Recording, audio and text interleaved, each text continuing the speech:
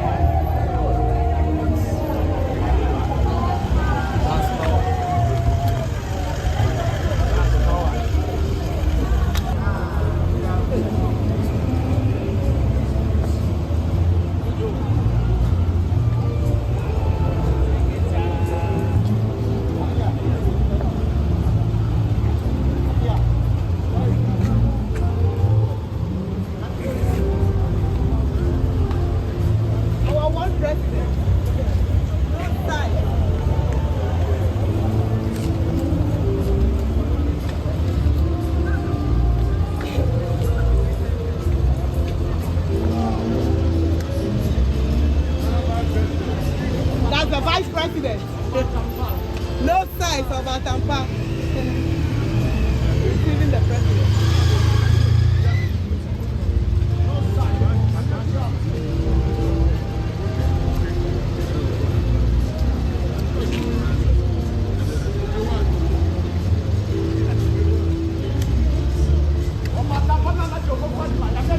Allah, no size.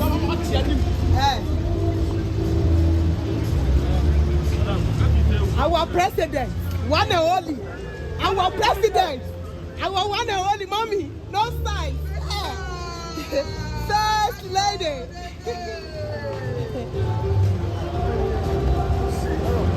Our one and only president. And the no size. Our one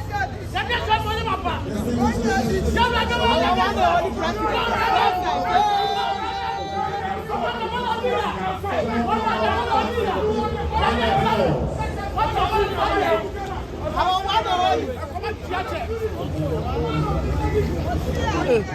Hello.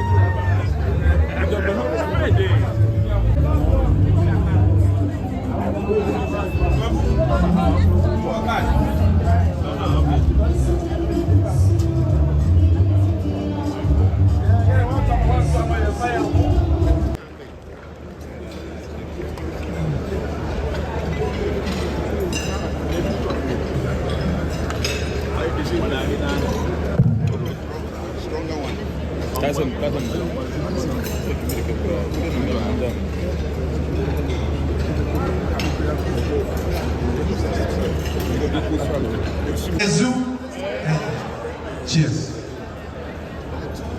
All right, ladies and gentlemen, the first bottle is gone, please. Okay, ladies, don't shake the bottles. Don't shake the bottles. Just pop them. I know you have those nails. Hold on, ladies. Please pop them. Please pop them. Please pop them. And when you're done, make sure you go around. There's a bit of champagne in every flute. No, you should. Don't shake the bottles. No. Let's not shake the bottles. No, don't shake the bottles. Please move table to table. Make sure there's a bit of champagne in every. Yes, please. Thank you very much, ladies. Go around, table by table. Make sure there's a bit of champagne in every flute.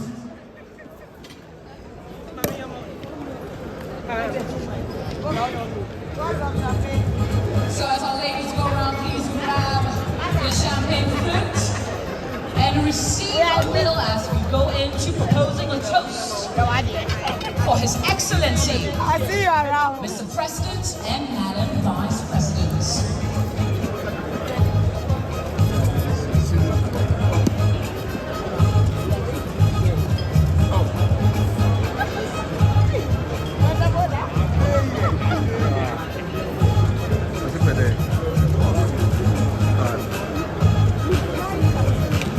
Turn it down, Wishman.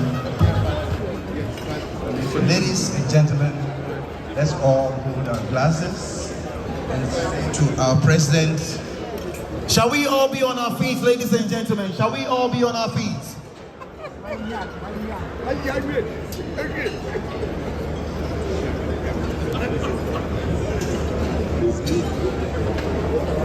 Please grab a glass of whatever may be in front of you.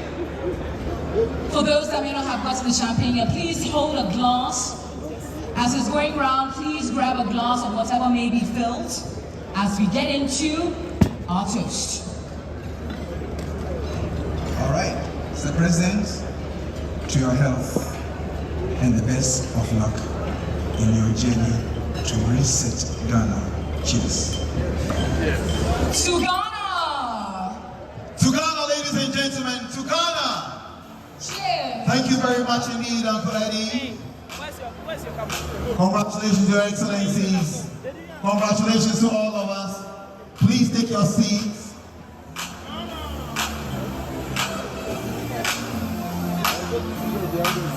Take it down, take it down, take it down, take it down. As we continue to celebrate Ghana in a very special way, there's a gentleman that I think is worth honoring on a night like this. Please go ahead.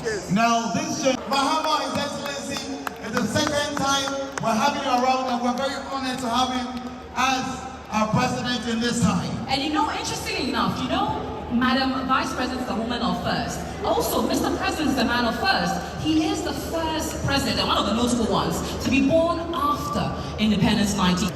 I'd like to welcome His Excellency, President John Dramani Mahama, as he actually gives us the keynote address. Please put your hands together for His Excellency, President John Dramani Mahama.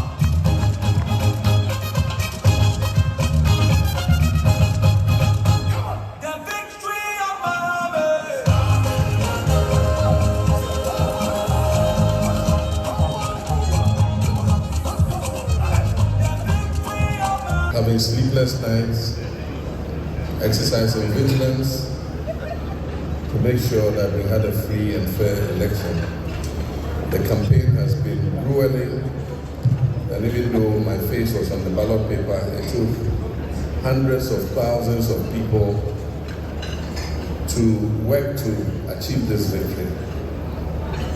Many of you volunteered as party agents. Many of you were monitors. Many of you were prompters, going and getting people out to come and vote. Many of you were ward coordinators.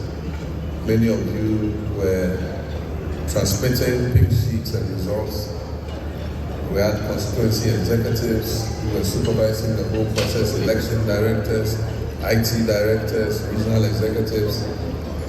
To all the many people who made this possible, I say a big thank you. I couldn't have done it alone without the support of you all. And this shows what unity and working together can achieve.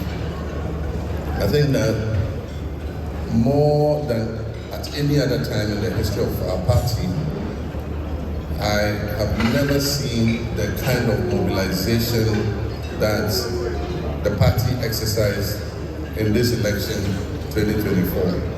And so congratulations to all of you. You've done a good job. And at this time, we can afford to relax a bit, let our hair down, and dance. During the campaign, there was no dancing, there was no relaxing. So this is a time for just relaxing, enjoying good music. I want to thank KOD and AJ for emceeing this function so well. I want to thank the band. The music has been extraordinary, very good music. Thank you very much. I'll take note of you. Next time, it's my birthday party, I'll call you to come and perform. I want to thank the catering services for the enjoyable food we've had, very delicious. And to thank everybody who has taken part, the waiters, the servers, everybody who has taken part in making this evening a success. I want to most of all thank all of you for yesterday. Yesterday was a very, very eventful day.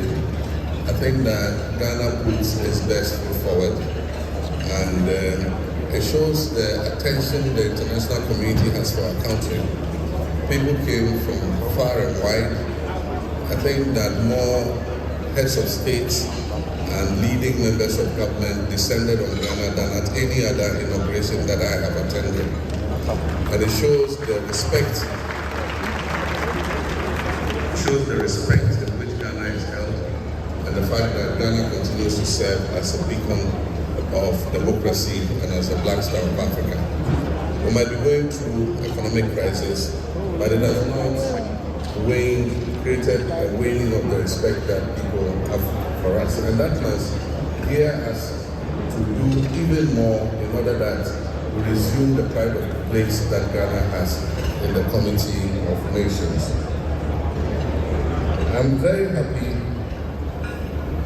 with the show of love Ghanaians have given me and indeed all of us, both at yesterday's ceremony, but also in the results of the elections that we just had. They gave us a percentage in the presidential elections that we haven't seen in recent times. When our consultants that we had said that they predicted correctly, we had both local consultants and foreign consultants doing opinion polling for us. And so this campaign was more scientific than we've ever done, because they were doing the polling and identifying the messages that we should continue to put out. And in one of the polling, when they gave us the results and recommended the messages that we should use, they said the number one issue of concern to Ghanaians was the economy, and number two was unemployment, and then the rest was education, and then all the others, corruption. Corruption, I think, came number 5. But after I received the messages on what we should concentrate on in our messaging, and number 1 was the economy. If you remember, that's when the next year I went on the campaign platform and said, "Is the economy stupid?" And some people got offended, but it was scientific that the economy was the main concern for Ghanaians. So it's been a very eventful campaign, but we thank God that He took us through. We traveled in excess of 30,000 kilometers, visiting all the constituencies. We set the odometer of one of our vehicles, and by the time we finished the campaign and came to the last rally in Medina, when we read the odometer, it was reading more than 30,000, actually 30,763 kilometers. And yet we did this without one scratch, not one accident. We had 3 campaign teams, my campaign team, Nana's campaign team, and General Mosquito. And there was no incident, no accident, and so we can only thank the Almighty God for protecting and preserving us. To Him we owe this beautiful victory, for standing behind us and giving us the favor that Ghanaians have given to us. Ghanaians have shown their confidence in us with the way they voted, but that confidence comes with high expectations. For me, aside from the pomp and pageantry of the program yesterday, one of the things that struck me was the look in the eyes of the young people. They were excited, they were dancing, they were happy, they felt liberated, but in all that happiness and liberation, there's high expectation that we'll do what we have to do in order to make their lives better. And so while we eat and dance and relax, let's remember that tomorrow, those young people are looking to us to get immediately to work and be able to produce the results and achieve the promises that we made to them. I have hit the ground running. Today I had several meetings with all our key multilateral and bilateral partners to try to see how we can kickstart things to make the lives of our people better, to look at issues to do with the economy and all that. And so I expect that all of us who would have a role to play would also do the same. Now the difficult part.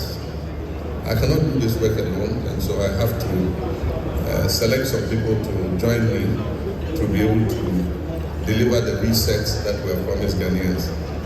And it's coming at a time when Ghanaians expected a reduction in the size of government. And so you will want to be in my shoes when you promise to appoint only 60 ministers, and you have thousands of people sending their CVs. Definitely some people will be disappointed. But it's not only by playing a role at that level that you can contribute to the success of government. There are many other things that we can all do. And I always say that the success of this administration will guarantee us, another term, maybe under some other leader. But we need to get this right so that Ghanaians will repose the confidence in us and give us another opportunity to continue. So all of us must put our shoulders to the wheel and work as hard as we can in order to achieve this. Ghanaians have taken us at our word that we're going to do things differently. Ghanaians punished the MPP for arrogance, for incompetence, and just for not listening to what their cries and challenges were. And so as I said in the campaign, there's no use fighting for political power if we're coming to repeat the same mistakes that the MPP did. And so that's why I'm a bit concerned about some of the things that are happening. I know that in 2017, that is what the MPP did. After we lost that election, as soon as we handed over, they started to attack government offices, take over tolling booths, take over public toilets, attack, go to government offices and throw people out, stop people on the street and take cars from them. We must not do the same thing. Let us show Ghana that we're different.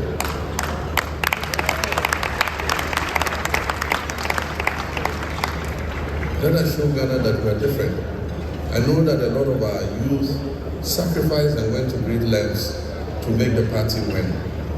But I know that our regional and constituency executives know who helped to achieve this victory. And what we must be doing is compiling a list of such people and what possibilities there are so that we can engage their youthful energies when things have settled. And so rather than take a law in our own hands, open fertilizer depots and take fertilizer, open warehouses and take rice and things, let us show MPP that we're different. And let us win the confidence that Ghanaians repose in us. And so I will expect that regional chairmen and constituency chairmen will call our young people to order so that we can do this thing in an organized fashion. If this continues, we cannot let law and order break down, and so we'll have to call the security services to come and protect those sensitive installations, and we didn't want that to happen.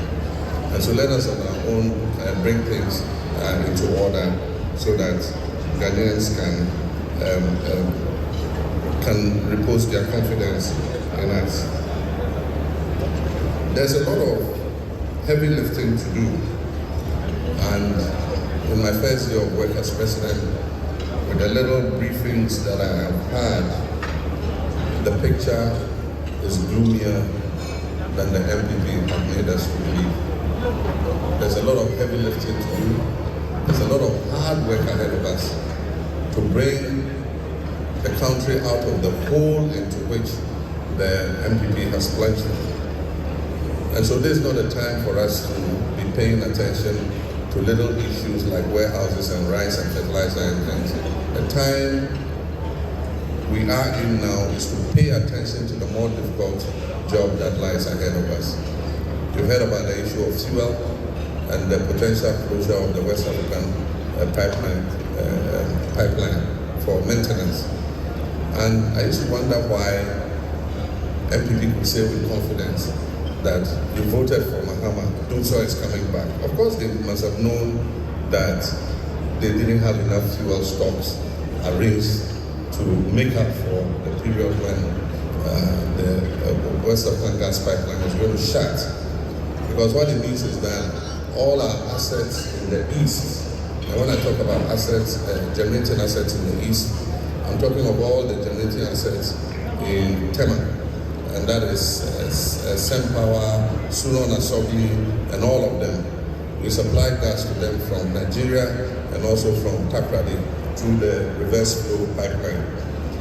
And so if the maintenance is going to go on, that gas will not be available. And so you must make sure that you have enough stocks of fuel, because when there's no gas, they can run on light crude or diesel. And so this government should have made sure that they had enough stocks, or they should have ordered those stocks by now, because it takes 2-3 weeks to order the stocks. When it comes, it takes a week of treatment of the fuel before you can use it in the generating plants. And so these are difficult times. Happily, our technical team met this morning, and they've taken some emergency decisions to make sure that the lights stay on. What they didn't reckon with is that we have capable people with innovative thinking, and so we've put those innovative thinking caps on, and I can assure you that that first round they sent us, we shall avoid it. And so you can relax on that. And so I'm not going to talk much. I'll just say, let's all settle down quickly and let's support the government that has just come to be able to do the things that we expect that they will do for Ghana, in order that we can lift Ghana back onto the pedestal on which it has always been. And so I thank you very much. I hope I've thanked everybody. I thank our General Secretary and the National Executive. I thank the wife of the President, Mrs. Mahama. I thank my family, my sons, and my in-law, Asma, and all of them, and indeed all the many friends who stood by us. May God bless us all. Thank you very much.